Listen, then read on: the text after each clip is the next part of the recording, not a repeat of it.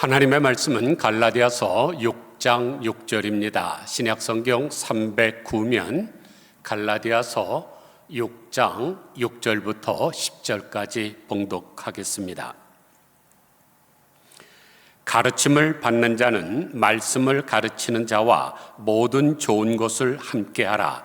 스스로 속이지 말라. 하나님은 업신여김을 받지 아니하시나니 사람이 무엇으로 심든지 그대로 거두리라. 자기의 육체를 위하여 심는 자는 육체로부터 썩어질 것을 거두고 성령을 위하여 심는 자는 성령으로부터 영생을 거두리라.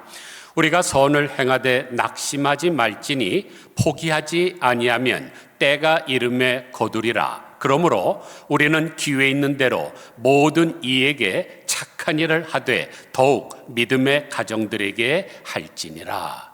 아멘.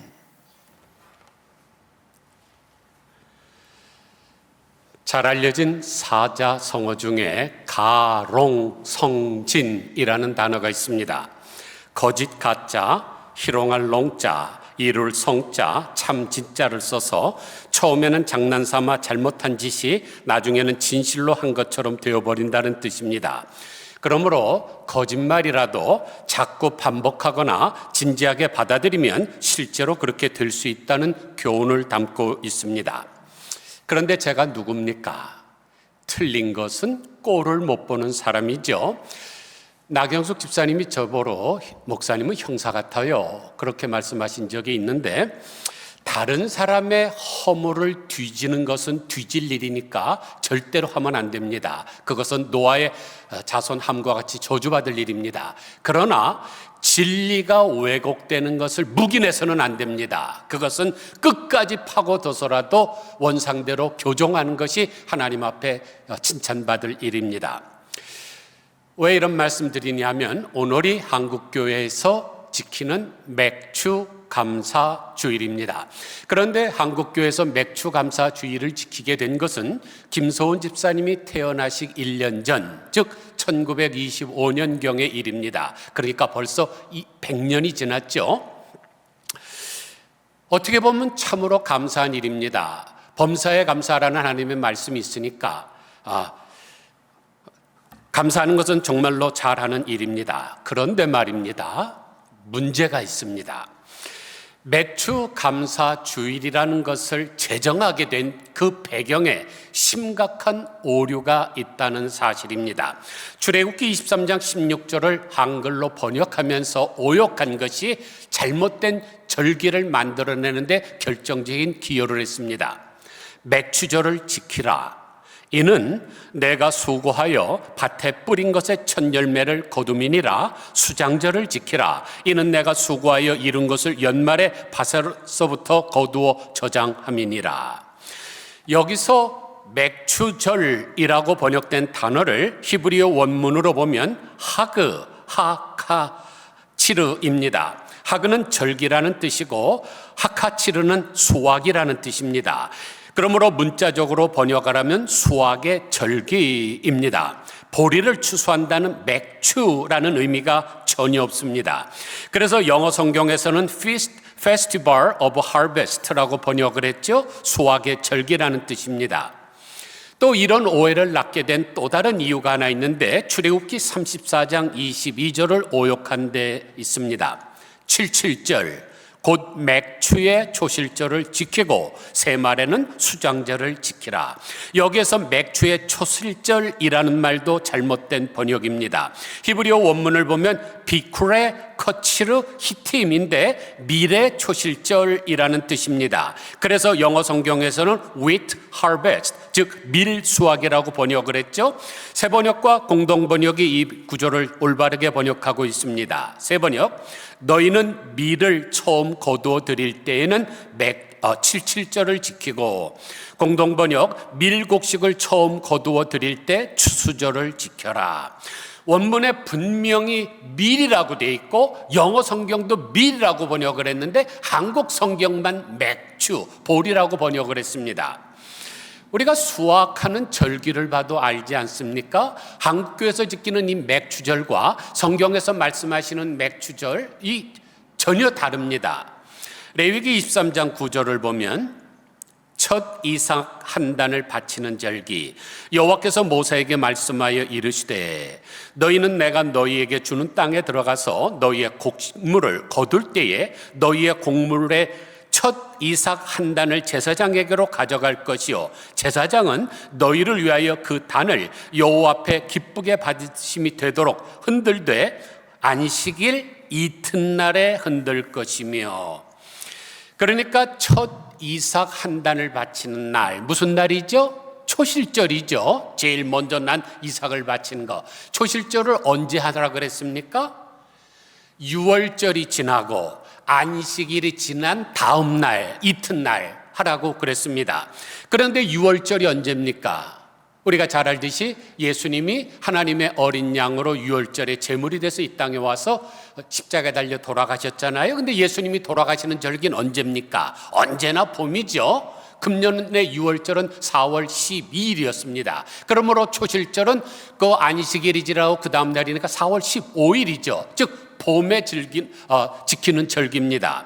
그런데 오늘이 며칠이에요? 7월 6일 아닙니까? 그러면 7월 6일이 봄입니까? 여름입니까? 우리나라의 추나 추동을 구별하는 24절기가 있는데 봄은 입춘, 우수, 경칩, 춘분, 청명, 고구고, 여름은 입하, 소만, 망종, 하지, 소서, 대서이며 가을은 입추, 처서, 백로, 추분, 한로, 상강이고 겨울은 입동, 소설, 대설, 동지, 소환, 대안입니다. 그런데 오늘은 소서입니다. 7월 6일.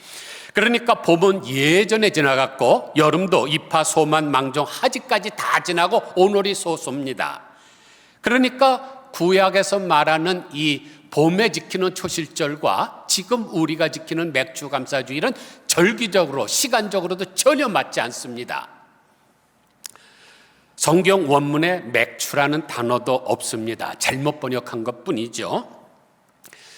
다만 한 해를 맞이하고 6개월을 잘 보냈으니까 7월 첫 주에 하나님 앞에 우리가 감사합시다. 그거 좋은 의도입니다. 그래서 제가 그냥 받아들이겠습니다. 언젠가는 제가 이것을 없애는 운동을 할지도 모릅니다. 저희 총회에서 오랫동안 논쟁이 됐던 중에 하나가 뭐냐면은 부총회장 제도를 둘 건가 말 건가, 이것 때문에 여러 해를 논쟁이 있었습니다. 반대하는 목사들은 무슨 이유일까요? 장로를 부총회장으로 세우면 장로들의 권한이 세갖고 목사들을 힘들게 할 것이다, 그렇게 주장하는 거예요. 또 찬성하는 사람들은 왜 찬성을 할까요? 장로들을 많이 데리고 오면, 끼어들이면 총회의 재정이 올라갈 겁니다. 그러니까 세웁시다. 그러고 막 싸우는데 결론이 안 나요. 제가 또 누굽니까? 틀린 것 보면 못 참는 사람 아니에요? 뻘떡 일어나서 제가 다 들어보니까 다 좋습니다. 그런데 한 가지가 없네요. 하나님의 뜻이라는 단어가 없습니다. 사람의 뜻으로는 이렇게 하자 저렇게 하자 그러지만 그 안에 하나님의 뜻이 없습니다. 하나님의 뜻은 무엇일까요? 모세를 지도자로 세울 때 70인 장로를 세웠습니다. 신약시대에 와서는 사내들인 공회에 71명으로 구성할 때도 장로들이 있었습니다. 그러니까 장로를 세우는 게 하나님의 뜻입니다. 그래서 3년 전에 저희 총회에서 장로 부총회장 제도를 선택을 했습니다. 하여간 맥주감사 주일은 전혀 성경적이란 맞지 않지만 일제강점기 시대 때 우리나라에 왔던 선교사들이 자기네 나라가 가지고 있던 추수감사절에서 따오고 잘못 번역된 한국 성경에서 맥주라는 것을 붙여갖고 만들어낸 겁니다. 그러니까 여러분이 혹시 지나가시다가 라디오 방송에서 맥주감사주일에 대해서 77절과 맥주절 열심히 그냥 목이 쉬도록 하는 목사가 있으면 그냥 조용히 그의 영혼을 위해서 기도해 주시기 바랍니다. 만약 오늘날 구약에 나오는 77절을 맥주절로 지키게 되면 심각한 신학적인 문제가 생깁니다. 잘 아시다시피 이스라엘의 3대 절기는 의식법에 속합니다. 그런데 갈라디아서 골로새서에 나오듯이 의식법은 예수님이 오심으로 말미암아 완성이 됐고 더 이상 준수하지 않습니다. 그러면 맥주절을 지키면은 뭐까지 지켜야 됩니까? 유월절도 지켜야 되고 또 그 다음에 초막절도 지켜야 되죠. 그런데 지금 우리 한국교회에서 유월절 지킵니까? 초막절 지킵니까? 이거는 안 지키면서 왜 이것은 지켜요? 그런 것은 잘못된 것입니다. 잘못된 진리를 가르치는 거 보면 제가 피가 거꾸로 솟는 성격을 가졌기 때문에 교정하느라고 많은 시간을 할애했습니다. 이제 본문으로 돌아가서 파종과 수확의 법칙에 대해서 말씀드리겠습니다. 세계에서 가장 큰 철강 회사는 US 스틸사입니다. 그래서 그 회사의 회장이었던 앤드류 카네기를 우리가 강철왕 카네기라고 하죠. 그런데 거대한 기업을 이루었던 이 앤드류 카네기가 은퇴를 하면서 슈브라고 하는 사람에게 후계자 자리를 물려줬습니다. 그 속이 전해지자 전 세계가 경악을 했습니다. 왜냐하면 슈브는 초등학교밖에 나오지 못한 사람이었기 때문입니다. 당시 그 철강 회사에는 박사학위를 가진 사람이 수백 명 있었고 철강계께서 평생 잔뼈가 굵은 기술자들이 수만 명 있었습니다. 그러면 어떻게 슈브가 세계 최고의 철강 회사의 후계자가 될 수 있었을까요? 사실 슈브는 그 회사에 취직을 할 때 청소부로 취직을 한 자벽 하는 사람입니다. 그런데 맡은 일은 청소 일이었지만 이 사람은 회사를 돌아다니면서 구석구석 청소를 하고 잘못된 것은 바르게 정하고 이런 것을 계속하니까 위에 임원들의 눈에 띄게 됩니다. 그래서 그를 정식 사원으로 채용해 주었고 또 직원이 돼서도 남달리 충성함으로 사무직에 근무하게 됐습니다. 마침내 물 셀 틈 없는 충직함이 인정이 돼서 사장 비서실에서 일하게 된 것입니다. 그 카네기가 있는 곳에는 반드시 옆에 슈브가 있었고 그의 손에는 노트와 펜이 준비가 되어 있었습니다. 뭐든지 다 기록해서 사장님이 잘할 수 있도록 보좌하는 일이었죠. 그런데 어느 날 카네기가 공장의 생산 과정에 대한 연구를 하느라고 밤늦게 일하게 됐습니다. 이제 아주 늦은 시간에 퇴근을 하려고 탁 나갔는데 바로 앞에 슈브가 서 있습니다. 아니 자네 지금 몇 시인데 퇴근을 하랬나? 그때 슈브가 조용히 웃으면서 사장님께서 언제 저를 부를 줄 모르시는데 어떻게 제가 자리를 비울 수 있습니까? 라고 당연한 듯이 대답을 했습니다. 그 성실함이 그를 후계자로 선택하게 만든 거죠. 그러므로 기회 있는 대로 작은 일에 충성을 다하는 사람이 큰 일을 맡게 됩니다.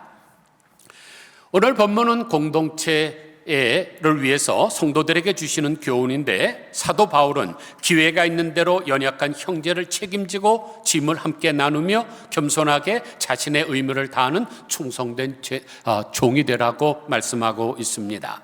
10절 보세요.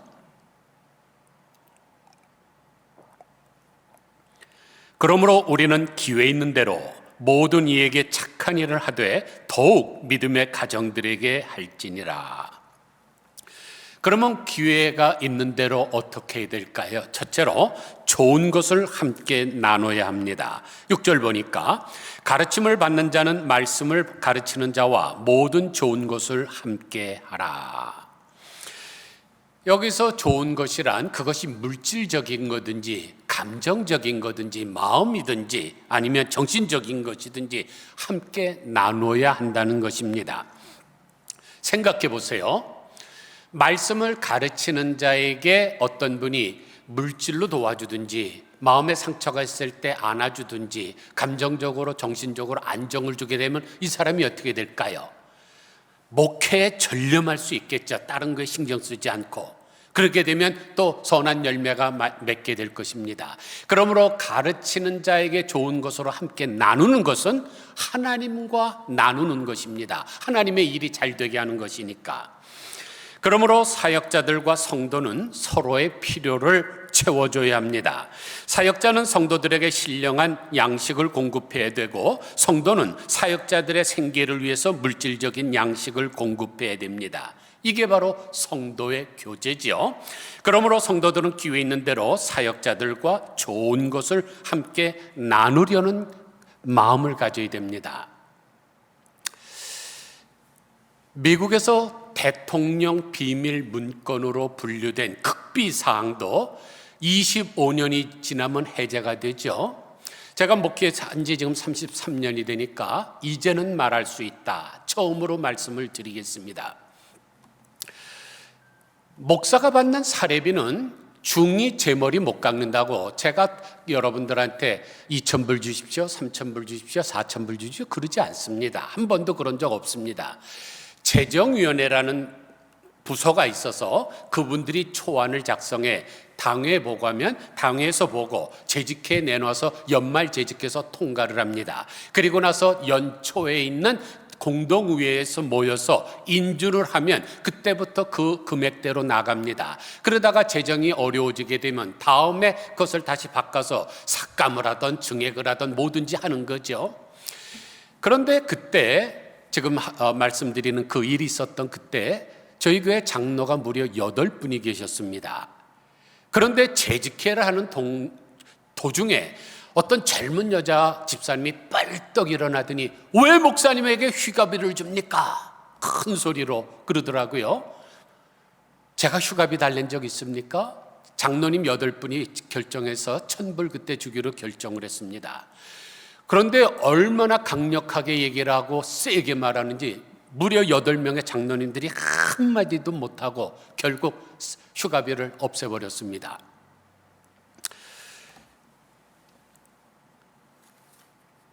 그 후에 한참 세월이 지난 후에 요즘은 다시 500불 주시긴 하지만은 작년에 제가 휴가비 1불이라도 썼습니까? 안 쓰잖아요. 목사가 교회 사정을 봐서 어려우면 안 쓰고 그러는 거지. 준다고 낼름낼로 다 먹습니까? 그런데 그것을 그냥 일어나서 모든 교인들이 다 듣는데 그렇게 얘기할 필요가 없는 거죠. 그런 얘기 하고 싶으면 조용히 장로님들을 만나서 가타부간에 조용히 설명해서 할 수도 있습니다.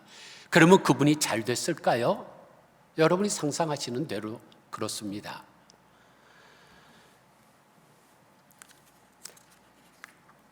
휴가비를 주지 말자고 해서 그렇게 됐다는 말은 아니지만 그런 태도로 살아가는 사람은 잘 되지 않습니다. 복을 받지 못합니다. 그런데 이렇게만 말씀드리면 목사에게 잘하라는 뜻으로 오해할 수 있으니까 이웃으로 확대하겠습니다. 자왈, 삼인행, 필류 아사언, 택기 선자 이종지, 기불 선지자 이계지. 번역을 하면 공자께서 말씀하셨다. 세 사람이 함께 길을 가면 거기에는 반드시 나의 스승이 있다. 그 가운데 나보다 나은 사람의 좋은 점을 골라 그것을 따르고 나보다 못한 사람의 좋지 않은 점을 골라 그것을 바로 잡으라. 세상에서 공부하기를 제일 좋아했다는 사람이 공자 선생님입니다. 어느 날 공자가 길거리에 가다가 제자들에게 얘기하죠. 저 마을에 나보다 성실한 사람은 있을 줄 몰라도 나보다 공부하기를 좋아하는 사람은 없다. 그렇게 천명할 정도로 공부하기를 좋아하는 사람입니다. 그런데 그분이 뭐라 그래요? 세 사람만 모이면 반드시 그 안에 나의 스승이 있다. 그러므로 모든 사람이 다 나를 가르치는 스승이라고 생각하고 모든 사람들에게 다 잘해야 됩니다. 여러분들은 작년 10월 25일 날 타계하신 배우 탤런트 김수미 씨를 잘 아실 것입니다. 아주 놀라운 연기와 걸쭉한 입담과 맛깔나는 요리 잘하기로 유명했었죠. 그런데 그분에게 알려지지 않은 실화가 하나 있습니다. 그분의 남편이 정창규 씨인데 대학 교수입니다. 대학 교수면 송충이가 솔잎을 먹어야지 무슨 사업을 한다 그러다가 아주 다 말아먹었습니다. 그래서 김수미 씨는 졸지에 빚더미에 올라 심각한 우울증으로 고통을 받았습니다. 그런데 잘 나갈 때 그렇게 가깝게 지내던 사람들이 모두 외면하고 돈이 많았던 친척들도 피했습니다. 그래서 주변에 있는 몇 사람에게 돈 조금 어떻게 빌리고 있는데 그 소식을 신앙이 좋은 김혜자 권사님께서 들으셨습니다. 그러자 동생 같은 김수미에게 정색을 하면서 넌 왜 나한테 돈 빌려달라는 소리를 안 해? 추접스럽게 몇백씩 꾸지 말고 필요한 돈이 얼마나 되니? 하며 통장을 내놓았습니다. 그러면서 이건 내 전 재산이야. 나는 돈 쓸 일이 없어. 다음 달에 아프리카 봉사 가려고 했는데 아프리카가 여기 있네. 은행에 찾아가 해결해. 그리고 갚지 마. 혹시 돈이 넘쳐나면 그때 주든지. 그래서 김수미 씨는 그 통장을 받아들고 은행에 가서 돈을 받아서 빚진 돈을 다 갚고 말았습니다. 그러니까 연예계에서 함께 했던 공동체, 자기 후배 같은 김수미를 위해서 좋은 일을 해주었던 거죠. 진정한 사랑은 좋은 것을 나누면 사이입니다. 그래서 그 후에 김수미 씨는 기독교를 믿게 되었고 또 집사의 직분까지 받게 되었습니다. 사랑하는 성도 여러분, 여러분들은 지금 무엇을 나누고 있습니까? 한번 생각해 보십시오. 뭐든지 좋습니다. 우리 곽교자 집사님, 권사님께서 지금 몇 년째 우리 주디 권사님이랑 김영하 권사님 예배 끝나고 댁에 갈 때 모셔드리죠. 원래 제가 그 일을 오랫동안 하긴 했는데 어느 날부터 당신께서 하더라고요. 제가 아니라고 몇 번 사양을 해도 계속 하십니다. 이거 굉장히 좋은 일입니다. 제가 편해서 좋다는 얘기가 아니에요. 좋은 것을 함께 나누는 것이니까 좋습니다.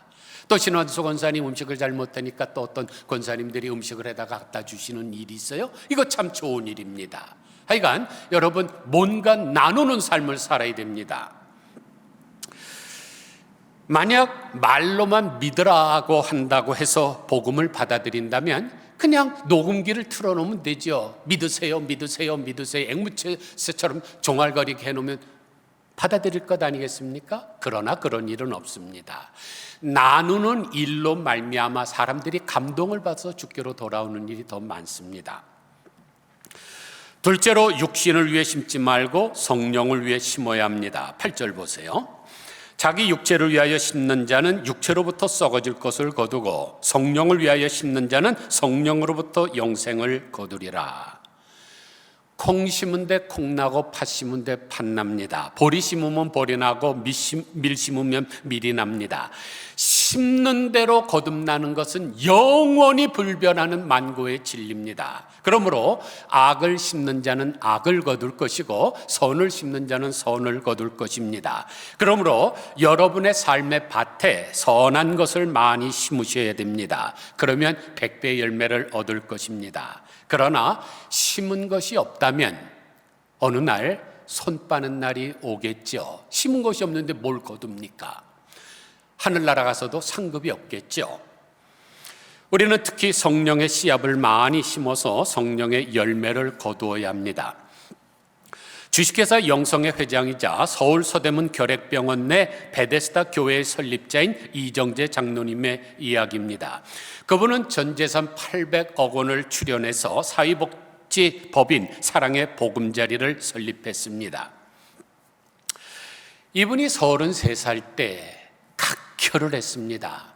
폐결핵 말기죠. 당시는 폐결핵이 아주 중하던 때니까 실려간 곳이 서대문 시립병원입니다. 제가 거기를 자주 갔습니다. 왜냐하면 제가 다닌 학교에서 가깝기 때문에 토요일 학교 끝나면 거기를 들려요. 들어갈 때부터 머리가 아픕니다. 소독 냄새가 얼마나 심한지 몰라요.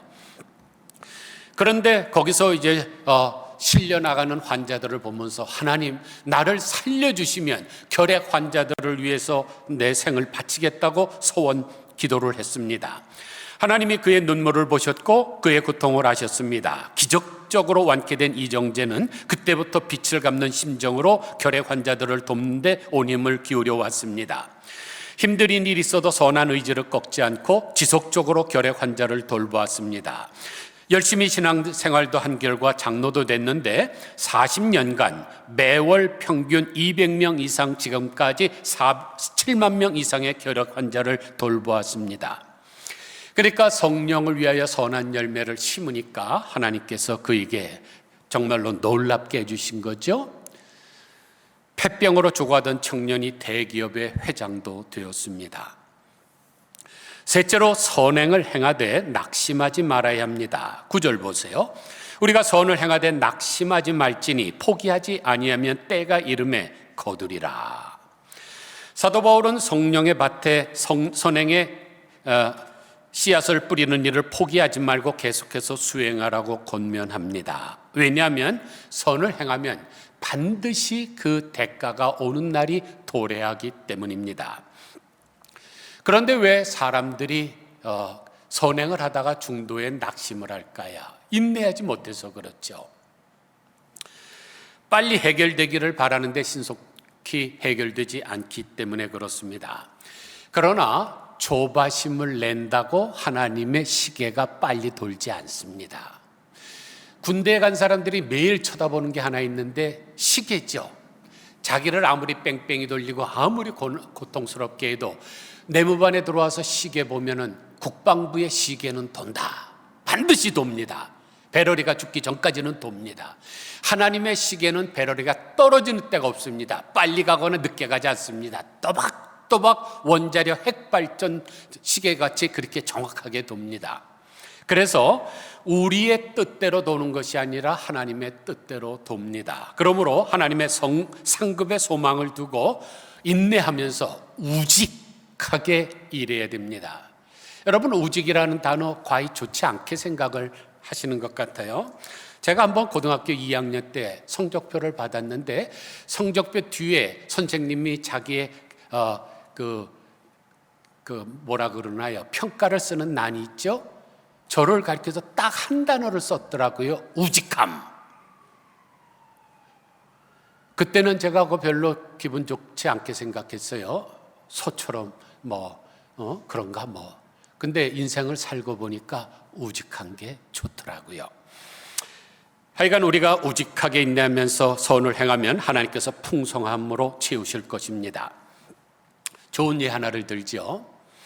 지독하게 가난한 청년이 있었습니다. 한때 기름때 찌든 작업복을 입고 기계를 고치는 직공이었습니다. 한때는 리어커를 끌고 다니며 사과를 팔았고 산동네 판잣집을 돌아다니면서 양말을 팔기도 했습니다. 그러면서도 이명 때문에 5년 동안 고생을 했습니다.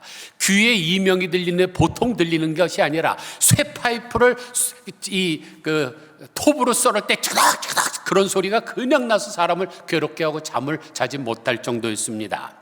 그럼에도 불구하고 그에게는 소박한 꿈이 하나 있었습니다. 화가가 되는 것이었습니다. 그런데 그가 그림을 그려도 사주는 사람이 있어야죠. 그러나 낙심하지 않았습니다. 그래서 좋아하는 글도 쓰기 시작을 했습니다. 야간학교에서 학생들을 가르치며 7년간 걸쳐 글을 썼습니다. 만약 이 책이 출간돼서 돈이 생기게 되면 가난한 우리 집의 반을 쓰고 가난한 이웃들에게 도움을 주겠다고 기도를 했습니다. 그러나 원고 뭉치를 들고 출판사를 돌아다녔지만 그의 글을 사주는 출판사가 하나도 없었습니다. 5번이나 거절을 당했지만 낙심하지 않았습니다. 6번째 찾아간 출판사에서 그의 글을 출판하기로 결정을 했습니다. 이렇게 해서 많은 독자들을 울린 우리 시대의 마음 따뜻한 사람들의 최고의 베스트셀러인 연탄길이 탄생하게 된 것입니다. 무려 430만 권이 팔렸습니다. 우리나라 10명 중에 한 사람이 사봤다는 결론이죠. 바로 그가 이철환 집사님이십니다. 졸지에 베스트셀러가 되었고 화가가 되었고 부자도 되었습니다. 그런데 어려운 상황 속에서도 이철환 집사님이 낙심하지 않은 이유를 이렇게 고백합니다. 기름때 찌든 작업복을 입고 있을 때에도 나는 프란츠 카프카를 읽고 있었다. 아무도 사가지 않는 그림 옆에 서서 고개를 들 수 없을 때도 나는 알베르 까무를 읽고 있었다. 도스토옙스키, 말라름에, 스타니슬라프스키, 헤르만 헤세가 있어 나는 절망하지 않았다. 그리고 하나님이 계셨기에 낙심하지 않았다. 그러므로 우리가 아무리 어려운 상황이라 할지라도 꿈과 소망과 하나님을 가지고 있으면 절대로 우리는 낙심하지 않을 수가 있습니다.